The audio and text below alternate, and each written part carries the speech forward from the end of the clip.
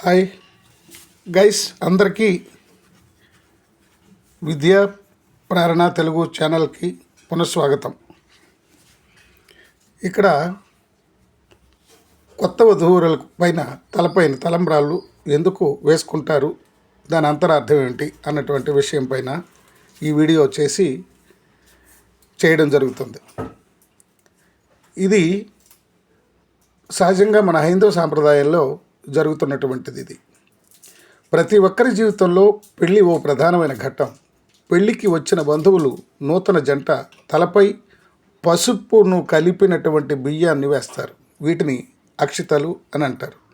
అదే వధూవరులు ఒకరికొకరు తలపై వేసుకుంటే వాటిని తలంబ్రాలు అని అంటారు. తలపై వీటిని వేసుకోవడం వెనుక ఉన్న ఆంతర్యం ఏమిటో ఇప్పుడు మనం చూద్దాం.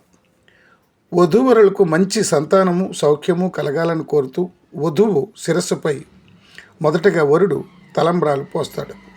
వధువు రాకతో ఇంట్లో ధనధాన్యాలు కలగాలని వరుడు కోరుకుంటాడు.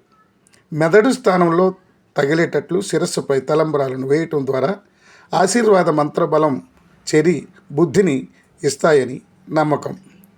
అట్లాగే పసుపు మంగళకరం కాబట్టి బియ్యంలో కలుపుతారు. దీంతోపాటు ఎవరి బంధువులనైనా సమానంగా చూసుకుంటూ అందరితో కలిసి మెలగాలని ఒకరికొకరు ప్రమాణం చేసుకుంటూ తలంబ్రాలు పోసుకుంటారు. ఇలా 3 సార్లు పోసుకున్నాక వధూవరులిద్దరూ పోటీపడి మరి తలంబ్రాలు పోసుకుంటూ ఉంటారు. ఇది ఒక ఆనందదాయకమైనది మరియు ఎంతో ఆరోగ్యమైనటువంటి విషయం. ఎందుకంటే ఇది మన సాంప్రదాయం కనుక. అయితే ఇప్పుడు కాలం మారింది. ఏంటంటే ఈ రోజుల్లో కొంతమంది దీనిని వేడుకగా జరుపుకుంటూ ఉన్నారు. అది వేడుక కాదు, అది బ్రహ్మ చేత తయారు చేయబడినటువంటి అద్భుతమైనటువంటి ముగ్గురు బ్రహ్మ విష్ణు మహేశ్వరులు పశువుని ఆస్వాదిస్తారు. పశువు మంగళప్రదమని భావిస్తారు. అందుకే ప్రతిదానికి పసుపు కలిపినటువంటి వాటిని ఎక్కువగా వాడుతూ ఉంటారు. అది అందరికీ మనకు తెలుస్తున్నటువంటి విషయం. అందుకే అది సౌభాగ్యాలలో ఒక భాగ్యమైనటువంటిది పసుపు. అది ఔషధమి కాకుండా మంగళకరమైనటువంటిది కాబట్టి. అయితే ఇంత గొప్ప సాంప్రదాయం కలిగినటువంటి హైందవులందరూ ఈ తలంబ్రాలు అక్షితాలుగా చేసుకుంటూ ఉంటారు. అది ఇప్పుడు పరిస్థితులు మారిపోయాయి. ఈ రోజుల్లో ఆ తలంబ్రాలు అనేవి బియ్యంతో పోసుకునేటువంటి పసుపుతో కలిపిన బియ్యంతో వేసుకునేటువంటి కావు. కొంతమంది దీన్ని ఒక పండగలా జరుపుకుంటారు. అదొక ఆనందం. మార్కెట్లో దొరికే థర్మాకోల్ బాల్స్ని వినియోగిస్తున్నారు. ఇది మన హిందూ సాంప్రదాయానికి విరుద్ధమైనటువంటి మాట.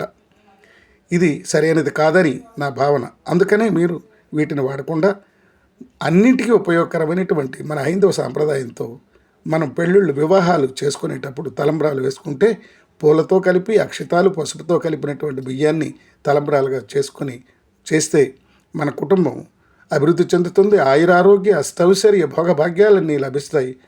ఆ సౌభాగ్యవతిగా కలకాలం 100 సంవత్సరాలు భార్యాభర్తలు కలిసిమెలిసి ఉంటారని ఇది మనకి ఆధ్యాత్మికత దీంట్లో కనపడుతూ ఉంటాయి. అందుకని వీటిని జాగ్రత్తగా వాడుకొని మనం చేయవలసినటువంటి పనులు మనం చేయాలి. అదే కాకుండా కొత్త వింత ఒకటి వస్తుంది. అదేమిటంటే పెళ్ళి అయిపోయిన తర్వాత దానిని మనం ఇప్పుడు సినిమా పాటలతో డాన్సులు నృత్యాలు చేయడం జరుగుతుంది. ఇది మన సాంప్రదాయంలో ఎక్కడ కనపడనివి. అంటే దీన్ని మన ఇంగ్లీష్లో ట్రెండ్. ఈ ట్రెండ్ అనేది కొత్తగా వచ్చింది కనుక ఇది సరైనది కాదు. ఈ నృత్యాలు ఇవన్నీ ఎక్కడ చేయరు. ఎందుకంటే ఒకరి మొహాన్ని ఒకరు చూసుకునే పరిస్థితులే లేవు. కానీ ఈనాటి కాలంలో ఇప్పుడు అలా మారిపోయిందని నా భావన.